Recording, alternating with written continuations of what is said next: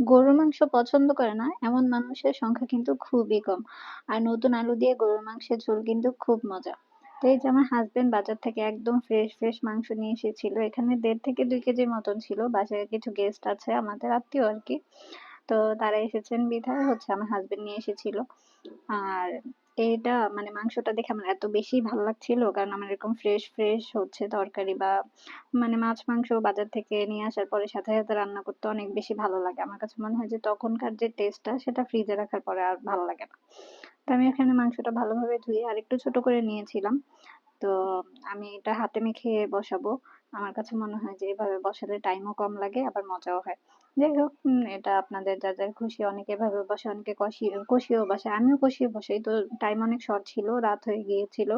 এজন্য হচ্ছে আমি মেখেই মানে বসানোর চিন্তা করছিলাম। তারপরে হচ্ছে আমি এখানে পেঁয়াজ কুচি দিয়েছি বেশ কিছু পরিমাণে। তো আমার আগে কিছু পেঁয়াজ কাটা ছিল, আবার আমি নতুন করে কেটে নিয়েছিলাম। তারপরে তেল দিয়ে দিয়েছি আমার পরিমাণ মতো। গরুর মাংসেতে তো খুব মানে বেশি একটা তেল লাগে না। আর এখানে আমি আদা বাটা, রসুন বাটা নিয়েছিলাম ২ টেবিল চামচ পরিমাণ করে, যেহেতু আমার এখানে প্রায় ২ কেজির মতন মাংস ছিল আর আমি আলু দিব সেই অনুযায়ী আরকি। তারপরে আপনারা আপনাদের প্রয়োজন অনুসারে দিয়ে দিবেন। যার কারণে আমি এক্সাক্ট পরিমাণটা আর বলছি না।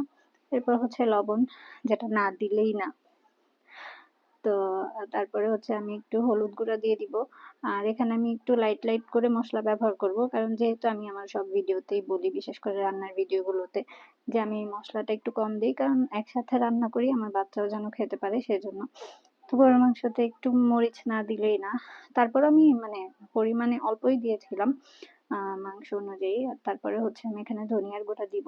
জিরার গুঁড়াটা আমি এখনই ব্যবহার করব না, সেটা আমি নামানোর আগে ব্যবহার করব। আপনারা চাইলে এই পর্যায়েও দিতে পারেন। আমি ব্যবহার করব না সেটার আরেকটা কারণ আছে। এই যে গরম মসলাটা, এটার মধ্যে কিন্তু আমি বেশ কিছু মসলা দিয়ে তারপরে হচ্ছে একটা শাহী গরম মসলা বানিয়ে রাখি। এটার মধ্যে অনেক রিচ কিছু মসলা আছে। এটা আমি বাসায় বানিয়ে রাখি। আমি ভেবেছি যে কেউ যদি নিতে চায় আমি সেটা তাদেরকে হচ্ছে বানিয়েও দিব ইনশাআল্লাহ। তো আমি এখানে হাত ব্যবহার করব না। এটাই আমি বোঝাচ্ছিলাম যে আমার হাত অনেক বেশি জ্বলে, যার কারণে আমি হাতে মাখাবো না। এই যে আমার জাদুর লাঠি মানে খুন্তি, এটা দিয়ে হচ্ছে আমি মাখিয়ে নিব। কারণ হচ্ছে একই ব্যাপার। হাতে মাখালেও টেস্টটা মানে খুব যে একটা পার্থক্য আসে আমার কাছে মানে মনে হয় না। কারণ হচ্ছে আমার অনেক বেশি হাত জ্বলে, যার কারণে আমি সরাসরি মরিচ ধরে কখনোই কোনো কিছু করি না। মানে হয়তো মানে হাতের মধ্যে গ্লোভস পরে বা পলিথিন পেঁচিয়ে মানে কিছু একটা নিয়ে নেই।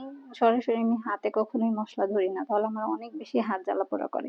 তো আমার মতন এরকম হচ্ছে নিনজা টেকনিক আপনারাও খাটাতে পারেন। এরকম খুন্তি দিয়ে ভালোভাবে মিশিয়ে নিবেন। তাহলে হাতে মাখানোর ব্যাপারটা হয়ে যাবে।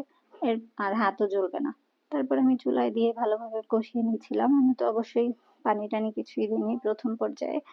আপনার যদি বাসায় টক দই থাকে অবশ্যই টক দই দিবেন। এটা কিন্তু টক দই দিলে অনেক বেশি ফ্লেভারফুল হয়। আর এখানে আমি একটু আমার আরেকটা শাহী মসলা আছে, সেটা গরম মসলা না। ওই মসলাটা হচ্ছে আমি যেকোনো রিচ খাবারে ব্যবহার করতে পারি। তো ওইটাও ব্যবহার করেছিলাম মাঝখানে, সেটা আর ক্লিপ নেওয়া হয়নি। তো এই যে দেখেন ফাইনালি আমার মাংসটা হয়ে গিয়েছে ডান, মানে গরুর মাংস রান্নাটা হয়ে গিয়েছে। মাঝখানে আর কোনো ক্লিপ নিতে পারিনি, কারণ আমি মানে দৌড়াদৌড়ির উপরে থাকি, বাচ্চাকে নিয়ে সংসার সামলানো অনেক বেশি কষ্ট। যাই হোক, এই তো আপনার বাসায় ট্রাই করবেন, আমাকে জানাবেন কেমন হয়েছে। আল্লাহ হাফেজ, আসসালামু আলাইকুম।